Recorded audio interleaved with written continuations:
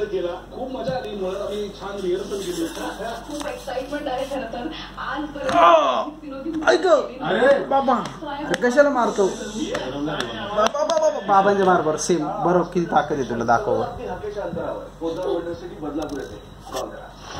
जोरात हा जोरात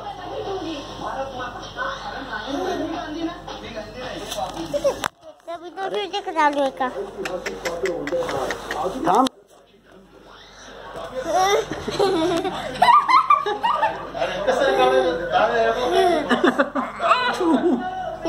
बाबांचं शर्ट कसं काढायचं